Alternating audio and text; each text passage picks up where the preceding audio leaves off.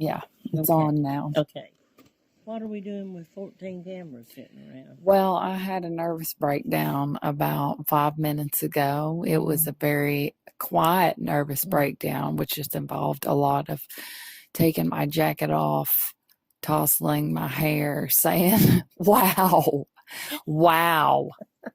I have as decently expensive microphone rig, but It don't work. I have a cable that keeps shorting out.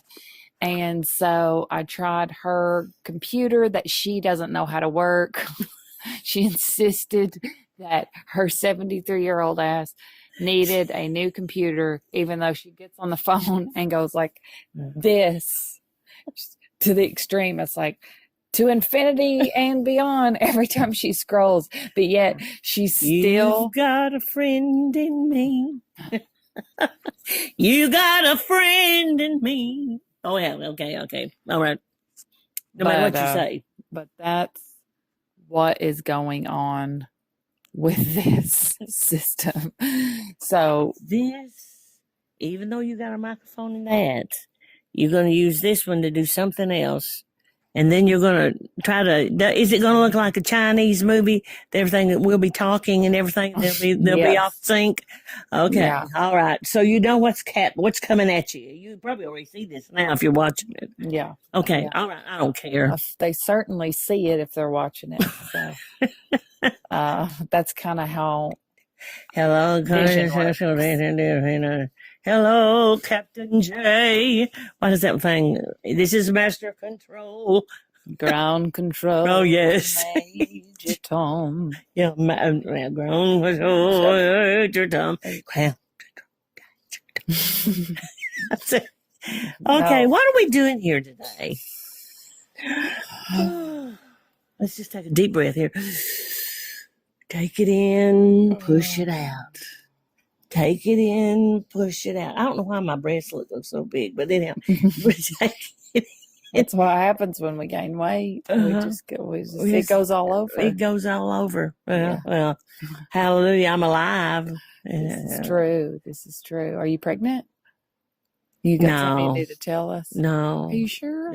Yeah, I'm not pregnant. Oh, that's so sad. If I get pregnant, it will be a divine intervention. Right. Which is very possible with these stones. Yes, of remembrance. There's a deliverance stone. Is there? Yeah. And it can be used for demons or for the elderly if they're still wanting a child. A deliverance. I'd rather just pick up my grandchildren. Yeah. And my great-grandchildren, which I have great-grandchildren. Yes. I do. You do? Yeah. I'm about to have my 5th one. Great grandchildren. Now, how does that feel? Wonderful. Yeah. I don't have any. See, I don't live my life, oh, I'm going to die tomorrow. And someday I am going to die. Yeah. You live your life like the apocalypse is about to happen and we're going to live another 50 years all in your house. And I collected everything we needed, right? Yeah, that's what I'm saying. We couldn't find a place to even do this. That won't work. And we didn't have time to start moving stuff around. So it's not me being picky. It's literally a matter of being able to stand in a spot that's cleared out at this point. Yeah, well. It has nothing to do with decor. Well, anyhow, shall we waste all of our beautiful time with them? I doubt that they'd want to even watch this. Hear all that. Anyhow, moving right along. What do we want to be talking about? What did you invite me on for? Well, I brought you on because I want you to tell the people, some stories. Mm-hmm. The people are here because they're wanting a different kind of opinion. I don't know if that's true. People are here because they want us to be fun, funny, lighthearted, occasionally profound if you just happen upon a moment. But they want to hear stories about Appalachia, that background, So I thought you can dig somewhere in your memory and tell something that's kindly tragic, or you can think of a sweet memory. You can think of things that you like are kind of just of your people, you know. All right. Well, I need some water. you need some water, okay? Oh my! I'm sure whatever it is. I'm sure I can mess this up, but anyhow, let's go back to what is my earliest memory as a Start at the very beginning. A very good place to start. When you read, you begin with A, B, C. When you sing, you begin with Do, Re, Mi. Whoa, whoa, whoa, whoa, Do, whoa. Re, Mi, Fa, Sol, La, Ti, Do. Do, a deer, a female deer. All right, tell the story. I'll go back to the beginning. When I was in the womb. I don't remember that. That don't come to me. But shortly after I came out of the womb, my mother and father had been up north after my father had come back from the service and had tried some business to start a business up there, a contracting business, building houses. And so they had all of us up there. But there came a time when they were trying to close down that stuff and move back. And so they had everybody, we all lived in a house with my grandmother and grandfather. It was a 2-story house. It had all these, bedrooms. And of course, with the bedrooms, there was a whole big bunch of beds in a bedroom. And so it wasn't like it wasn't set up for intimacy, but it was set up for practicality. And so, so there was about 2 different families living in there besides my grandma and grandpa. And we were all just trying to get back, and they were building a house and things like that, just trying to get started. And, with the idea that, within 4 or 5 months, that they could move out and have their own homes. So you're going to hold this so I won't make a big mess out of that. So anyhow, we all lived in this house. And, here's a sweet memory that I remember. And I don't know if I've shared this with you before, if I may have, about my grandpa getting up and going to the mines. No. Okay. All right. My grandmother would get him up. Everybody else is still in bed. And she would get him up. And their bedroom was literally right there, just a wall that kept in between a doorway in. I don't think there was a door on it. It was just an entrance, and that was to the kitchen. And so she would get up and fix his breakfast while he was going to the bathroom and doing some things like that, get ready to go to the mines. Mm-hmm. And so I would hear them. I'd be upstairs and I would hear them, and I'd come creeping down that big old hallway and down the steps. It's all kind of creepy, really. Yeah. It was dark and black and whatever, but yet I wanted to get into that kitchen where they were.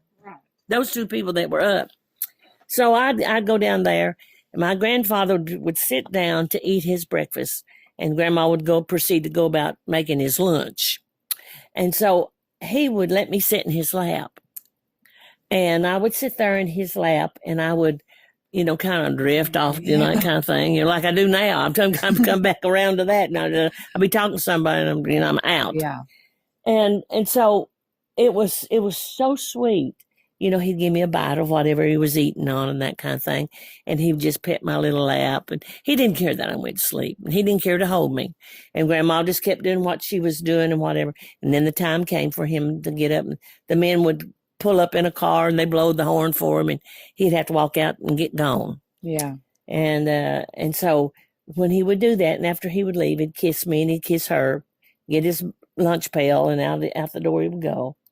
She would say to me, she said, "Now, Claudia," she said, "let's go back in and let's get in the bed and let's sleep for another hour." Yeah. And that was her day. That's the way she had to do her sleep. It was divided. She had to wake up 3 or 4 times, seems like, and cook meals for people. And so she'd take me back in there. And it was such a sweet time. I didn't care that I could begin to hear them roosters and stuff starting to crow, and Mm-hmm. they thought they'd seen everybody with a light on and all that, and they wanted us to get up and get after it and feed them, I guess. Yeah. So living there like that put memories in my head that was like, even in the days of small things, God says something about that. Don't despise the day of small things. Like if you want to be an actress, sometimes you just have to act to yourself. Mm-hmm. And don't despise those days. Work your craft, work your whatever work you have or that is placed in your hands, do it. Yeah. So that's just a sweet memory. That is very, very sweet. Yes, it is. It was very, very, very sweet. And this is the same Grandpa Sexton that would save pieces of his sandwich and stuff like that for the kids. He would take. Now, you got to know he was probably hungry, very hungry. But they didn't stop and go to, the only time we knew it was payday when we opened that thing up and there'd be candy in there, okay? In his lunch pail. He would spend a portion of his check, not big of it, but candy was no cheap thing, and there was all of us. We fought. We literally, when he would come home in the afternoon, we were waiting for him, and we would open up that lunch pail, and most of the time what was in there was a little piece of a bologna sandwich or some kind of sandwich like that, or a biscuit or a chicken piece of a skin off the chicken or something that we had to divide it though between all of us. Yeah. Whoever got to him first and got to hold it, he would allow them to carry it up to the house, but we had to divide whatever was in there had to be divided with whoever's hanging around. And it was no problem. It was just a beautiful act. But now if I look back on that, I think about how hungry he must have been, but he did not get rid of a few little crumbs so that he'd save them for us, and they had coal dust on them. Yeah. They were dirty with coal dust on them. They were, you had to be honest. How could he didn't have no time to wash his hands to do that. But it was a very sweet act of sacrifice on his part for us. He wanted us to know how much he loved us. Right. And that was one of the ways he expressed it.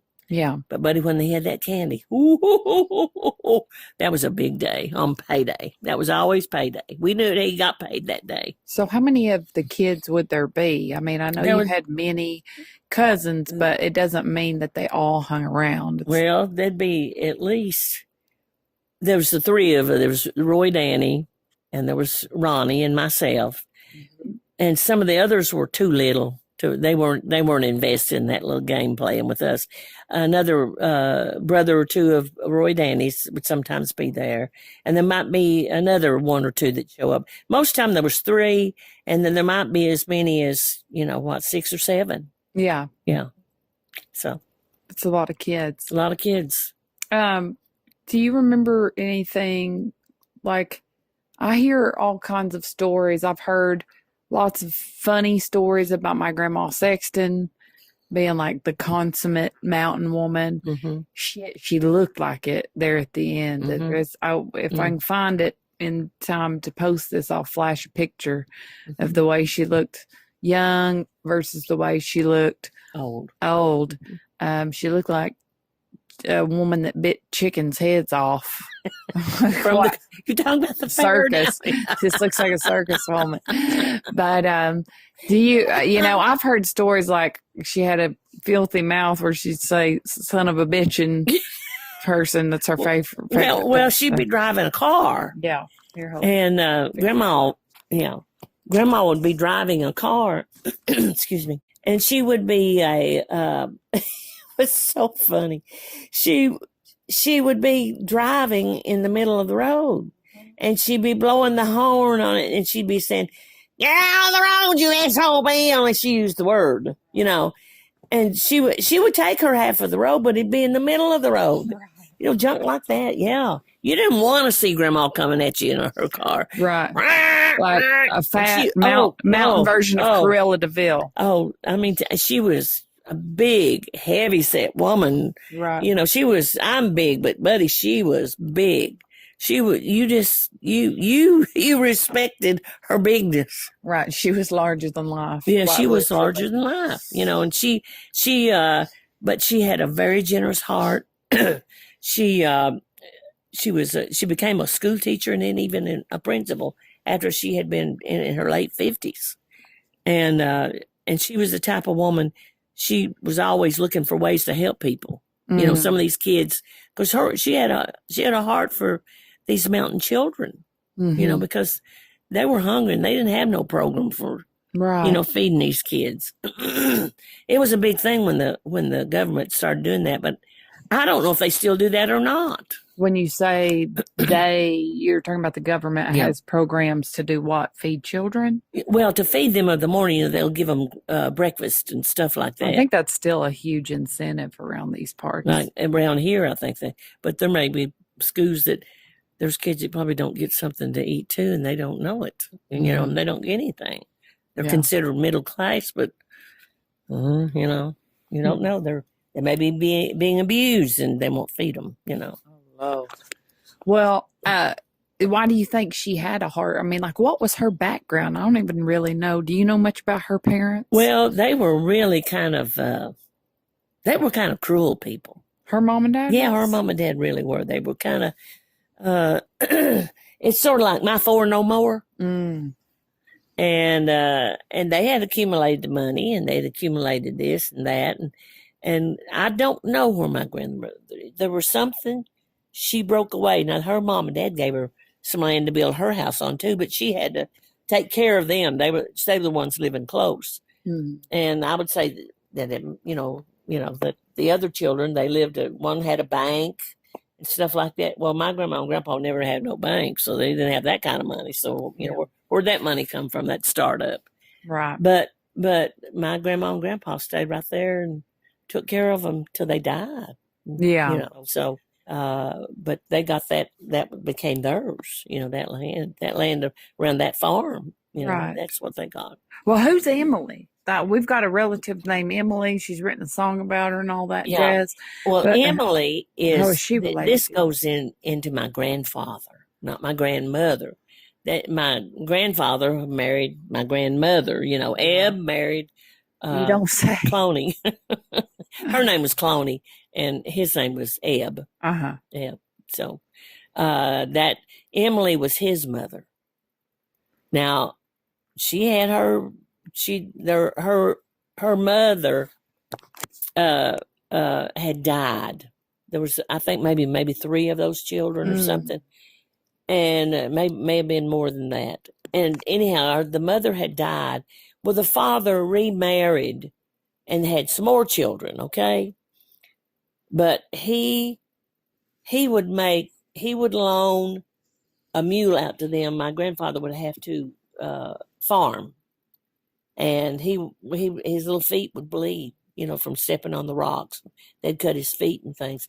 And he had to do that barefoot? Yeah, he did it barefoot. I mean, you save those shoes for more important things, I guess, if you had to go into the woods or something. But they really had a time of it. That grandfather, which was my mother's, my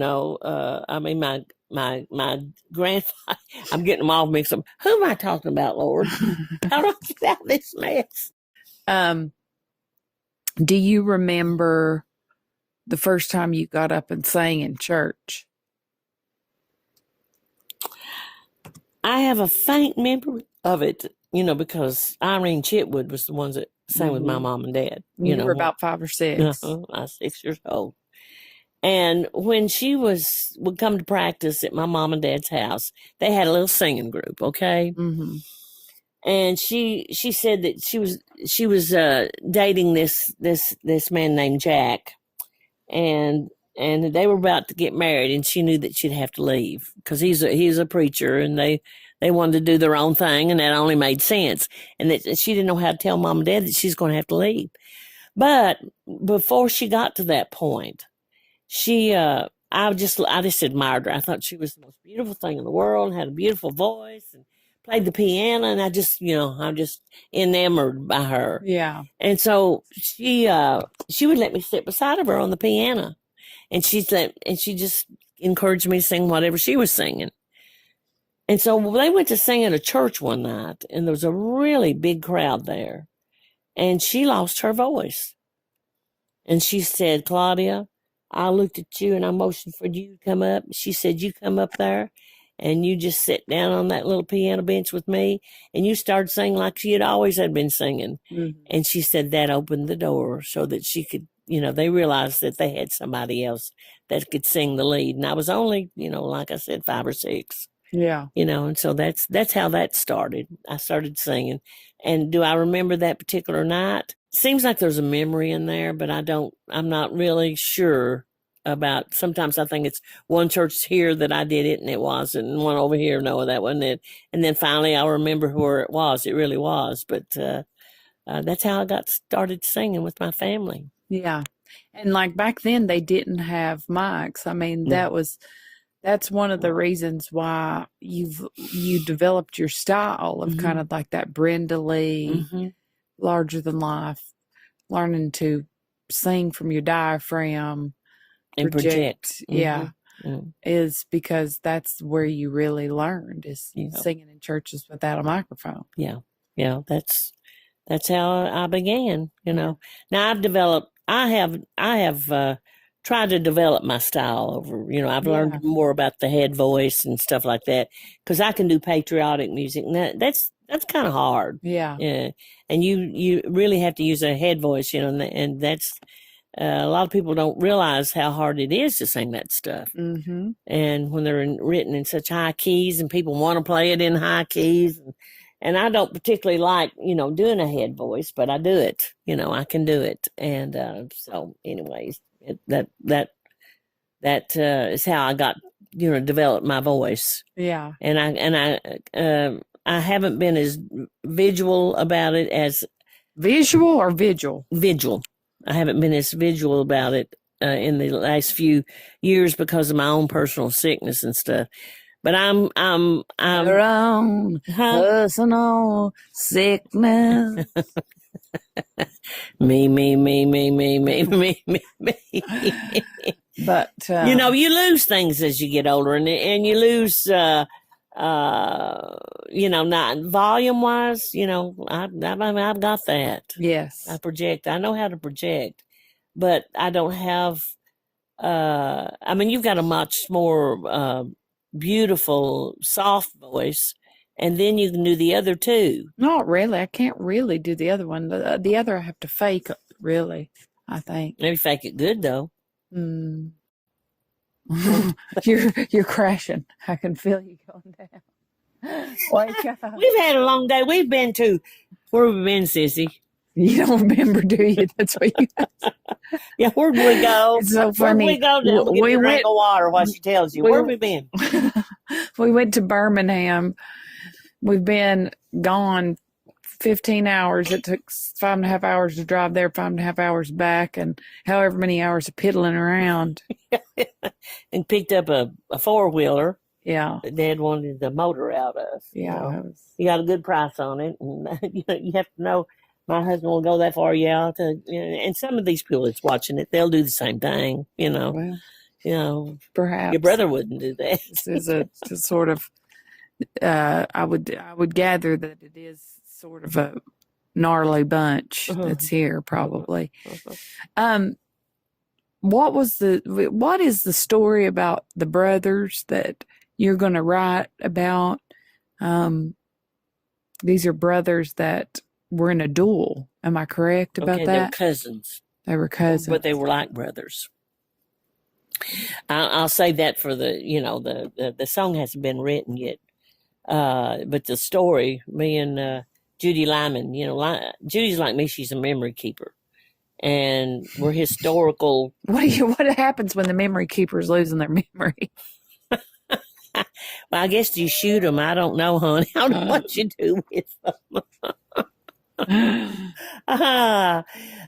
Well, anyhow, we're gonna, we're putting our heads together, and the story goes like this. These two young men were cousins. And when you saw one, you saw the other because they all lived on Paint Rock together. That's that community. And so they would, like I said, you see one, you see the other. Well, both of them fell in love with the same little girl. And it would just was pretty rough. And, well, one Sunday, one of them was supposed to take her to church and sit with her.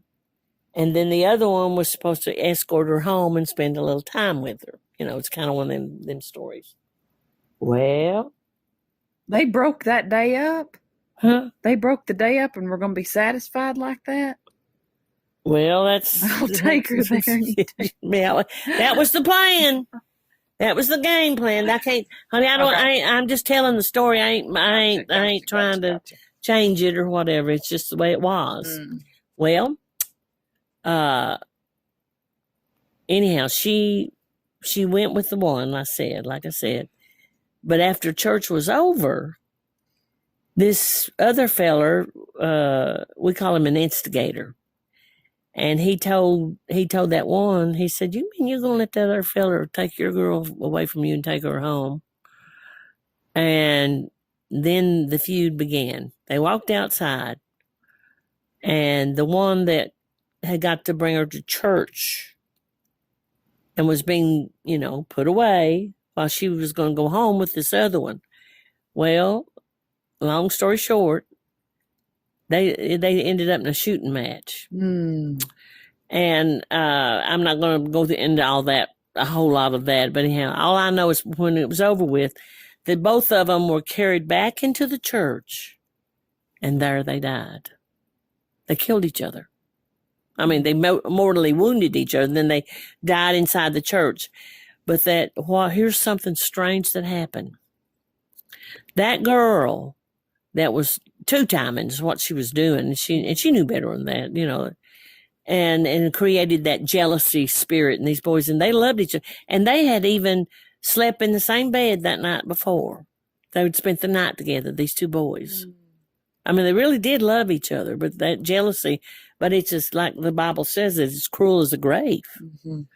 And anyhow, she ended up getting a bullet ricocheted on something, and she had a big scar on her face for the rest of her life for having been involved in that. And that man that was called the instigator that, said, egged it on. Yeah. Well, he somehow, he had one hit him in the hip and he was crippled. So both of them left with a scar from that thing. So yeah, that's a true story. It is. Wow. But both those boys died. Wow. And I'm trying to write a song about it, about, that, God wasn't kidding when he said that, that jealousy is as cruel as the grave. So they slept in the same bed the night before? Yeah. Are you sure they ain't a plot twist and they're both gay and they were jealous? No. They just loved each other, and they spent the night together. You see what I'm saying? They that's what you did. Somebody stayed all night with you. You think they had enough beds for everybody to just sleep anywhere they, here's get you another bed over here. Right. No, he shared the bed with his friend, his cousin. Well. But when it came that time, the church bit, it was jealousy was. Yeah. Jealousy, there's no rhyme and reason what happens with that. Right. It's ugly. Yeah. One-eyed, green-eyed monster, they call it. So, very sad. Well, talk about me, Ben. Look at you. You're starting on. How long have we been on here, Cece? How was it say? Is it still going? Take that first one down there. There it is. Yeah. It's almost 40 minutes. You can confirm this isn't a new thing for me. This is something that I have always been doing. Yeah. I mean, are there certain things that you can remember even when I was a kid? Because I remember doing things, but I'm sure you. Yeah. I mean, you were always running around doing antics, and because I had done the same thing when I was small too. Performing arts are just They're in it. They're in our blood. You saw me, so and I would let you come up on stage with me and sing. I was already doing this. I was 40 when you come along, and I had been doing singing, since I was 6 years old. So that's quite a few years. And I just, and I wanted to encourage you, and that's what. If I had something to say to parents or grandparents or whoever, encourage these children when it's something good. A talent it shouldn't be wasted. And I know a lot of people that have talent. I mean, really, really do have talent, but they won't get up in front of nobody. They don't share it except for right there in their living room with mom and dad and Aunt Sally and something like that. And that's it. And you couldn't get But that's okay too. Yeah, but if you have the best ability to do more, they always seem a little disappointed that they don't do more. Okay, that's important to know. Well, I got validation from the things that I did. I did. I still do. I mean, when people come to their feet and they applause you and it's a whole audience of maybe 1,000 people. I mean, I ain't one of those that's done as many as some of the other people, but I've sung on the Grand Ole Opry. I've sung at the old one. I've sung at the Ryman. I've sung at the new one. And I've done some stuff like that and things at Dollywood and other TV and radio and, that kind of stuff. I mean, we've done it. We've done concerts and whatever. But wake up. Well, I'm just, hey. Twilight. But hey, by the way, Miss, there's two narcissists sitting side by side because I asked you to talk about me, and somehow it went from, you were always doing antics. I was doing antics. And I would invite you on stage with me. I was doing that since I was 6 years old. So how many years is that? 34 years I was doing it. And so-and-so might do it, but they might do it for Aunt Sally. But I sung on the Grand Ole Opry. Somehow that became about Have you done that yet? If you're going to give me a hard time, I didn't mean it like that. See, that's what I have to put up with. Oh, the jury is out. Yeah, let them, whatever. Feel sorry for me. My day is ending, but hers is ascending. Nobody said your day was ending. I'm saying it. You're here, your breakout character, Clyde, which is literally just a sleepy version of you with a 5 o'clock shadow. Yeah, that's the truth. Ain't that the truth? Wonder what people think about us. They think they want to know. They're asking, is Clyde your mother? They're wanting to know. And yes, if you watch these, yes. Coffee, by the way. Yes, I am the mom. This is the child. Yeah, I was an older woman when I had her, and I was grateful. I love my babies. Okay, and because of that, can we circle back around to the question, were there certain things you remember about me doing as a kid that would indicate that I was going to grow up and do silly stuff? You demanded an audience. And that was your family. I mean, that was your family. I mean, you didn't do a whole lot of that in front of a bunch of strangers, and I don't mean that. Yeah. You didn't do that, but you demanded that you'd come running into the room and kind of things. Only you were on pitch. I'm just, Rapunzel, and your hair. Well, she lost her hair for a season, and her brother was all scared to death. He thought she had chemo. I mean, not chemo, but had cancer. Mom, there's something wrong with her. She's losing all of her hair. Take her to the doctor and get her seen. So I did take her to, and he just said, there ain't nothing wrong with her. She just lost her hair. Something happened, Yeah. I mean, we'll never, maybe she touched by the Holy Spirit. I don't know what you got touched by, but You know how Moses, his hair turned white? Yeah. I just lost all my hair. Yeah, she lost all of her hair. She But did. I was given the gift. Yeah, you was given the gift. I was given the gift, the spiritual gift. Well, and it's not to be trifled with either. You know, it's me making jokes. Huh? I'm never going to stop making jokes. I don't. Well, I make jokes too. I'm just saying, there's just, you know, we acknowledge that it is a gift. You know, I mean, I don't say, look what I can do on my own, because you know I can't do anything on my own. I'm pitiful. I'm getting more and more pathetic. Mm-hmm. So. But can you wipe your own ass? Yes, I can. I still can. I have to go back every once in a while and redo it. You know, you go back and you find out you hadn't done a real that good doesn't job. have anything to do with age. That has to do with fiber, the other thing. Bad toilet paper or something. Yeah. Quality of ply. Ply. We want to be a joy to you all, don't we? Yes. Yeah. I mean, I don't. When they get to where they don't enjoy us, I don't want to do it no more. Do you? Yes. Okay. What are you going to do? What are we going to do? Then I want to torture them. Then that'll be my villain era.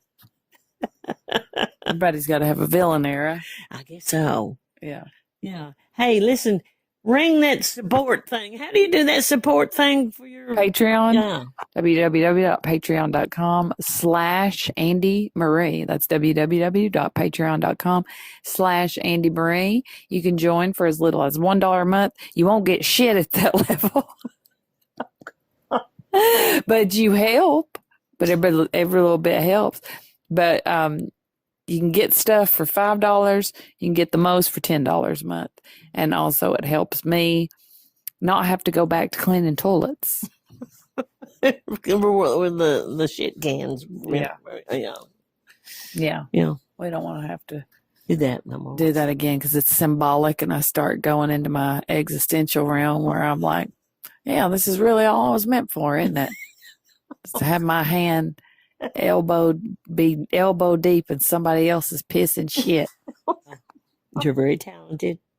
You're marked for better things, bigger things, but you're also marked for truth and honesty and kindness and those things. I'd much rather see you do that is be a big star. If you get to be a big star, don't be like some of them people that are awful. Yeah, I think it would be scary to be a, quote, big star. I don't think I would want that. I'm getting too old to care about that kind of stuff now. I want to be as famous as Richard O'Brien is. Do you know who Richard O'Brien is? No. See? Exactly. Who is he? He's the man who wrote Rocky Horror, and he played Riff Raff in Rocky Horror. So if you know him, you really know him. But most people don't know who that is. And that's the way I'd like to be. Because everybody knows who Tom Cruise is. I don't want to be no Tom Cruise. No. He was really good in Top Gun, though. Yeah, he was. Yeah. He was really good in that. Yeah. He knows how to make a movie. That's one thing you got to give him. Let's try to think. Let's give him just a couple more nuggets, and then you can go to sleep. And then you'll wake back up at 2 a.m. That'll be great. Yeah. What are some Appalachian phrases that we can part with? Appalachian phrases. Rat cheer. Red cheer. Rat cheer. And use it in a sentence, please. I put that kettle rat cheer. Now, where is it? You used to piss in again, Ed? And then? I'm brain dead. Yeah. Let's see. People say I've got plum hypoed. Okay, I have no idea what you're talking about. Well, that means you're like a hypochondriac. You know, I think you made that up. I swear to God, you heard one woman at Food City say that. No, Food Shitty. No. Shut up. You asked me to do something, then when I start doing it, you just, no, that ain't one of them. Well, if you know all of it, just tell them yourself. I don't. Okay. Okay. They say I got. People say I'm hypoed. Mama used to say that all the time. I've got plumb hypoed. That means, oh, my back hurts. Oh, my shoulder hurts. Oh, you got all these ailments. Hypoed, hypochondriac. You know, Okay. they shortened it or something, you know, but they took it, a hillbilly and twisted it around, squeezed it up and everything and condensed it down. It's hypoed. Okay, that's one of them. Yarn. Yeah, we've talked about Kjarny. Yarn. A lot of people don't know. They try to describe it, but they really smell yarn. It's rotten flesh. Oh, awful. Okay. It's Rotten in my body. Derivation of carrion. Yeah. Bad. Let's see. Pert near. Almost. You know. Pretty near. Is what it is. Yeah. Pert near. Pert near.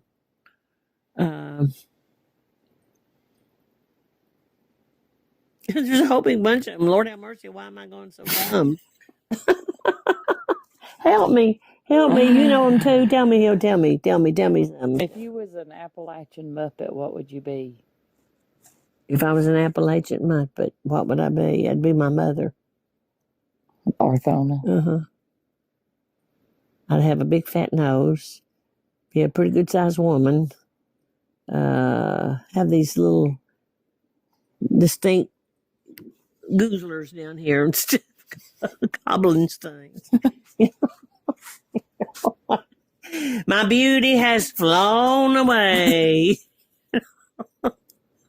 And you can see here, you can see how upset I am about all this. You know, it's sort of like, you know, I don't have to worry about being beautiful anymore because it's gone. You know, I know all these girls that I've gone to school with, they probably despised me when I was in school. And it's pretty like you know, kind of thing. Got me in trouble, made people mad at me, and got me in trouble with men. Got me in trouble like I don't want to be in trouble. You know, but I don't have that trouble no more. Well, here's how I'm going to get around it. I'll maintain a certain level of self-hatred all the way up until the end so that I'll be beautiful. Well, hello, that's Marie. That's my auntie. That's what she did. Yeah, so I need a little. I've got the Marie gene where I've just got to maintain a certain level of self-loathing. Okay, let's see. Is there anything else? Something funny? Let's see. There's always something funny. Strain it like a turd. Yeah. I'm thinking something happened to me the other night, but I ain't going to tell that. You said you got panicky about a turd. I could. I don't want to talk about it now. I don't want to talk about it. Sometimes you can't get it to go one way or the other. You know, you're stuck in the middle. Stuck in the middle somehow. What am I going to do? Now, that's enough. I've committed myself. These people are going to go, God! What are they doing in there? No, they won't. All the shit I've talked about on here, both literally and figuratively. Well, all I can say, I want to end on a good note. All I can say is God is good, and He has been good to me. And I am this. I am. What does it say? Thankful. I am full of, I really try to be this and not let my life stretch out too far out there where I'm just irritated with life, angered at God, angered at everybody in the world. Yeah, you just stay angry at your family. I'm just kidding. Usually. I need some patrons. That's what I need, and then I don't have to worry about all these people no more. Get rid of them. You got a patron, the ultimate patron. He's asleep in there. Yeah, he is. He's paid for you to have 50 throws. I do have a man that loves me. And 80 pots. He does. He loves me. Your daddy loves me. He does. He's a man. He ain't perfect and all that kind of stuff. But he loves me and I love him. He's a good fella. Yes, let's not say anything bad about Father. I don't want to make Father angry at me. He might not let me buy any more pots from TJ Maxx. He might not let me max my credit card out. Don't say nothing about Father. Oh, yeah. I may have to sleep out on the porch. Like an old bitch you are. Is this the one they pay to get to see? This is I that haven't extended. decided yet. You know what is extended? I haven't decided yet. Well, this might be bait to get them in. Might be. This could be bait. Might be. Well, remember the stones over me. We're gonna have to come. We're gonna have to come together and have a. You know what? An online retreat. Yeah, or something, or where we actually do something and see if people actually show up and come see it. Right. You reckon they would? Possibly. You know, we could just pretend. We could pretend crazy stuff. Like, now we have got crazy stuff in our lives. Yeah, y'all what? We got right here some special spring water from Babylon's tower. I sent someone in last week, a spy, in to get this. He went in to the bathroom, and the truth is, he had to siphon it out of the toilet because the sink wasn't working. But this is very special toilet water from the towers of Babylon, and we know that means if we drink a certain amount of that, it will bestow upon us a wisdom that is cellular wisdom at the cellular level. And that cellular has two meanings. If you pour this on your phone, your cellular phone, what happens? We'll all have to do it together at 2 a.m. and see.